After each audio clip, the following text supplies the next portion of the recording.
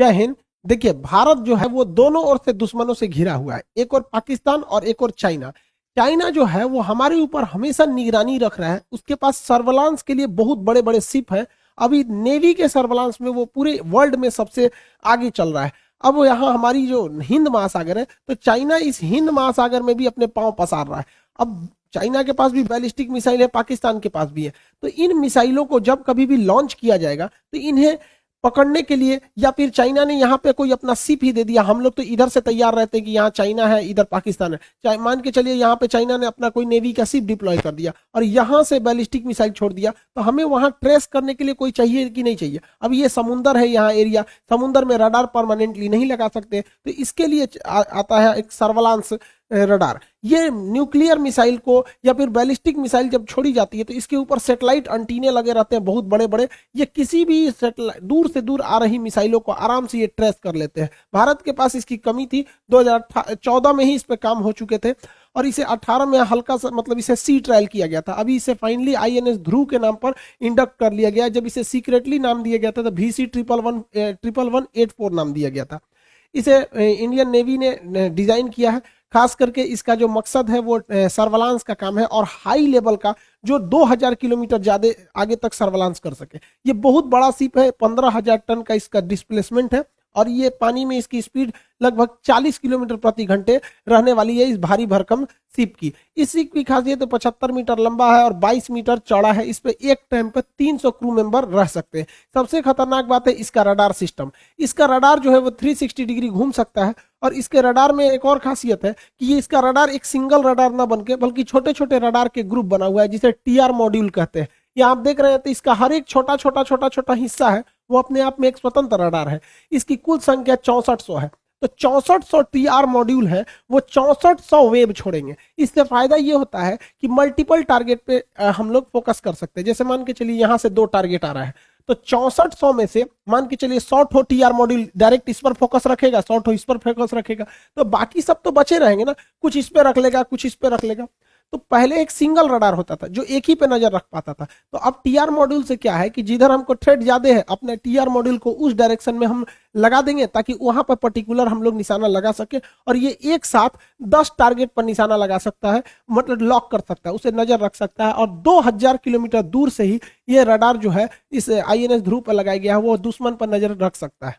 Ship के ऊपर ये जो रडार लगा हुआ है ये 360 डिग्री तक घूम सकता है और 2000 किलोमीटर के एरिया में मल्टीपल टारगेट को ये देख सकता है। ऐसा नहीं कि किसी एक ही टारगेट पर ये निशाना बनाएगा, ये एक साथ अपने जो इसका एरिया है उस पर नजर रख सकता है। जैसे यहाँ देखेंगे तो 2-2 UAV एंट्री कर रही है सर, तो इस तरह से अगर जो भी आएगा तो ये क्या करेगा, अपने जो TR मॉड्यूल है उसमें कुछ हिस्सा स्पेशलाइज कर देगा जो हमेशा इसी पर कंटिन्यू नजर रखे और उसके बाद से इसको सिग्नल भेज देगा मिसाइल कंट्रोल डिपार्टमेंट में कि इधर से कोई मिसाइल अप्रोच कर रही है। अब जहां वो अप्रोच करेगी यहां से अपने कंट्रोलिंग सिस्टम के थ्रू उसको भेज के वो न्यूट्रलाइज कर देगा और ये पूरी तरह से एरिया पे नजर बना के रखेगा जिससे कि वो चीज पूरी बेहतरीन ढंग से सील्ड हो सके।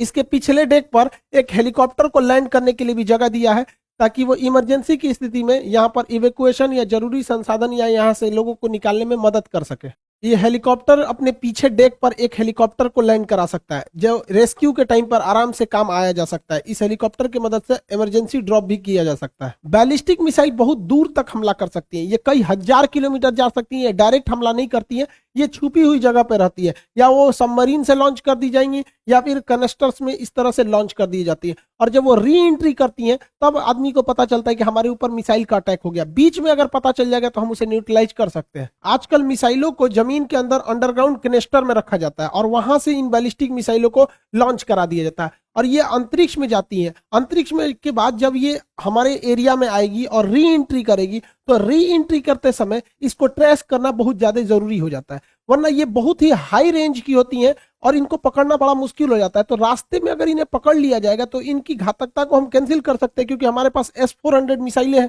उनको ट्रेस करके बता दिया जाएगा कि ये मिसाइलें यहाँ आ रही हैं और री एंट्री जैसे होगी हमारे टेरिटरी में, तो हमारा जो आईएनएस ध्रुव है, आईएनएस ध्रुव का रडार जैसे ये देखिए अब ये री एंट्री कर रहा है तो इसका टेम्परेचर भी बढ़ जाता है, तो वो रडार इसे इजीली पकड़ लेगा। जैसे हमारी एरिया में ये एंट्री करेगा, जब ये एंट्री कर जाएगा हमारे एरिया में तो रडार में ये इजीली पकड़ में आ जाएगा, और जब रडार में पकड़ में आ जाएगा तो इसका सारा लोकेशन पता चल जाएगा, और एंटी मिसाइल से हम लोग एयर डिफेंस सिस्टम से इसे हवा में ही मार के गिरा सकते हैं और अपने एरिया को बचा सकते हैं।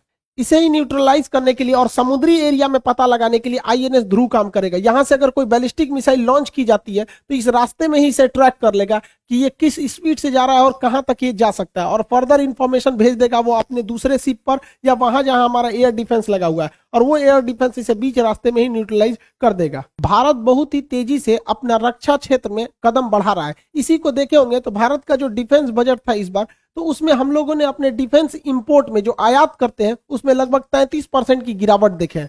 अब हम लोग का जो देखिए, हम लोग का जो इंपोर्ट होता है वो बहुत ज्यादा होता था। एक वक्त था जब दुनिया में हम टॉप पर थे, लेकिन अभी तो सऊदी अरब टॉप पर है, फिर आता है इंडिया, फिर मिस्र, ऑस्ट्रेलिया और चाइना आते हैं इंपोर्ट के मामले में। तो अब हम लोग भारत सरकार ने लगभग 150 ऐसे छोटे बड़े हथियारों का लिस्ट बनाया है जिसका हम इंपोर्ट नहीं करेंगे बल्कि भारत से ही उसे बनाएंगे, भारत के ही जो मेक इन इंडिया प्रोग्राम के तहत। और हम लोग एक्सपोर्ट पे भी ध्यान दे रहे हैं। तो एक्चुअली क्या है कि हम लोग इंपोर्ट को कम कर दिए ताकि हम स्वदेशी बना रहे हैं, इसलिए हम लोग का 33% गिरावट देखा गया। इसका मतलब ये नहीं है कि हम लोगों ने हथियारे नहीं लाए हैं या फिर सेना में कुछ छूट दे दिया गया है या फिर उसमें ढिलाई बरती जा रही, ऐसा नहीं है, हम उसे बना रहे हैं। तो जब हम मेक इन इंडिया करेंगे तो इंपोर्ट घटेगा ही। ये अच्छी बात है कि हमारे यहाँ घट रहा है और इंपोर्ट घट रहा है और एक्सपोर्ट बढ़ रहा है, लेकिन बहुत संतोषजनक एक्सपोर्ट नहीं देखा जा रहा है सेना के सेक्टर में। डिफेंस में सबसे ज्यादा यूएस का वर्चस्व है, 37% लगभग पूरी दुनिया का एक्सपोर्ट अकेले यूएसए कर देता है, 17% रूस करता है, 8% फ्रांस, चाइना का नंबर चौथे नंबर पर है 5.2% पे, इंडिया 0.2% है। हालांकि इंडिया का बहुत पीछे है। और आज की जो लड़ाई होगी वो मेनली मिसाइलों और क्रूज मिसाइल और इस पे डिपेंड करेगी ड्रोन पर। ड्रोन के टेक्नोलॉजी में भारत बहुत ही पीछे है, हालांकि क्रूज मिसाइल के टेक्नोलॉजी में भारत बहुत आगे। आपको बताए भी थे, हम लोगों ने फिलीपीन को एक्सपोर्ट करना चालू भी कर दिया है। भारत अभी मुख्य रूप से बड़े जो एडवांस लेवल के चीजें हैं उन्हीं का आयात कर रहा है, जैसे में राफाल हो गया, S-400 हो गया, चिनूक हेलीकॉप्टर हो गए, इस तरह के कुछ हल्के हैविटजर ये सब हो गए, एयर डिफेंस, इसी सब चीजों का भारत आयात कर रहा है जिसकी टेक्नोलॉजी भारत के पास अभी उतनी अच्छी नहीं है और उसकी सख्त जरूरत है। जबकि अगर देखेंगे भारत को निर्यात करने के लिए तो भारत ने बहुत सारे छोटे छोटे देशों को निर्यात करना चालू कर दिया है, चाहे वो अफ्रीका के देश हो, हमारे पड़ोसी देश हो, उन लोग को निर्यात करना चालू कर दिया। चाहे वो अभी देखेंगे मेक इन इंडिया के तहत ही हम लोगों ने अपना हेलीकॉप्टर, अपना तेजस जहाज, फिर एयरक्राफ्ट कैरियर तक बना दिए। तो इन सब छोटे छोटे हथियारों को भारत बहुत ज्यादा एक्सपोर्ट कर रहा है। इससे भारत में रोजगार भी बढ़ेगा और भारत को एक्सपोर्ट भी बनेगा। देखिए ऐसा नहीं है कि एक मेन रोजगार के लिए जितना हथियार हम बनाएंगे ना तो उसके बाद हमें उससे कुछ सीख मिलेगी, तो हमारी टेक्नोलॉजी खुद एडवांस होगी। अब हम बनाएंगे ही नहीं या सोचेंगे कि एक ही बार हम राफेल बनाएंगे, तो ऐसा नहीं है। देखिए हम जब दीवार पे कांटी ठोकते हैं तो एक बार हथौड़ी मारते हैं तो कांटी नहीं जाता है, लगभग 8-10 बार मारना पड़ता है। तो इसका मतलब ये नहीं कि जो पहली दूसरी तीसरी बार आप हथौड़ी मारे थे उसका कोई वैल्यू नहीं है, उसका भी बराबर वैल्यू है उसमें यहाँ पे, लेकिन फाइनली सफलता अंतिम में मिलती है। तो फ्रांस ने जो राफेल बना लिया है, फर्स्ट टाइम में राफेल नहीं बना लिया था, उसकी भी बहुत सारी टेक्नोलॉजी फेल हुई थी। तो हम जितना ठोकर खाएंगे उतना ही हम समझेंगे कि आखिर इसमें क्या क्या टेक्नोलॉजी हो रही है। आत्मनिर्भर होना इतना ज्यादा जरूरी है कि अभी देखेंगे जापान का म्यांमार के साथ बड़ा अच्छा रिलेशन था, लेकिन अभी म्यांमार में तख्ता पलट हुआ है। तो तख्ता पलट होने से पहले म्यांमार की सरकार जो आंग सान सू की थी वो जापान से एक सैटेलाइट लॉन्च करने के लिए बोली थी। तो जापान ने उस सैटेलाइट को डायरेक्ट लॉन्च नहीं किया, बल्कि उसने इंटरनेशनल स्पेस स्टेशन पर इसे ले जाके लॉक किया और कहा कि भाई हम इसके बाद इसे जब एक उचित ऑर्बिट आएगा तो हम उसमें लॉन्च कर देंगे। तब तक इधर तख्ता पलट हो गया। तो जापान ने कह दिया कि भैया ये तो सेना से हमारा समझौता ही नहीं था, हमारा तो डेमोक्रेटिक गवर्नमेंट से समझौता था। तो जब सरकार आएगी तो हम ये सैटेलाइट लॉन्च करेंगे। अभी उसको यहीं पे बांध के रखा है, खूंटा में जैसे भैंस बांधा जाता है, सैटेलाइट बांध के रख ले।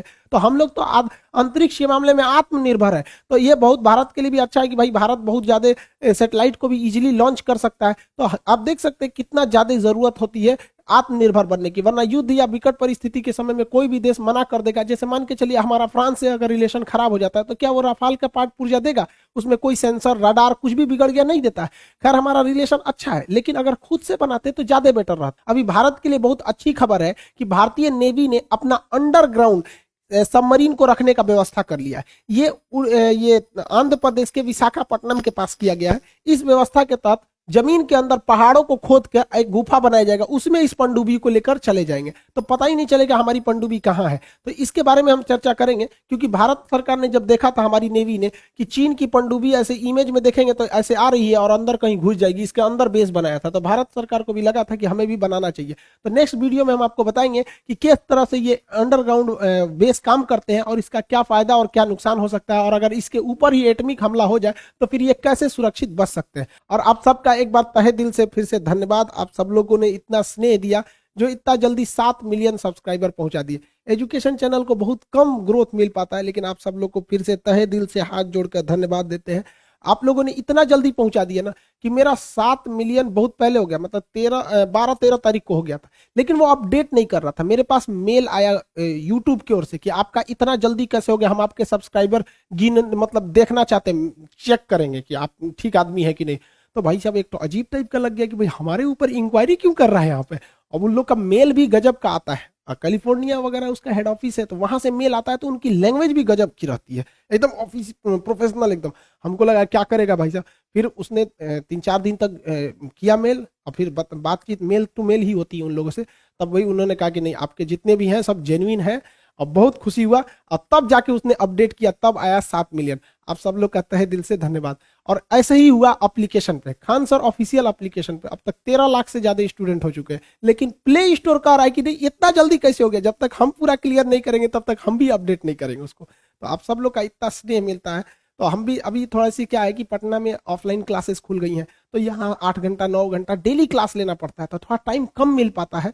लेकिन फिर भी अब हमने थोड़ा सा प्लान चेंज करेंगे, तो नेक्स्ट वीक से आप लोग को रेगुलर वीडियोस मिलते रहेंगे, और इस वगैरह जो भी चीजें बाकी रह गई हैं वीडियोस में उसको भी हम बताएंगे। आप सब लोग का तहे दिल से धन्यवाद, बहुत बहुत बहुत बहुत धन्यवाद आप लोग का। Thank you. मिलेंगे नेक्स्ट क्लास में। जय हिंद।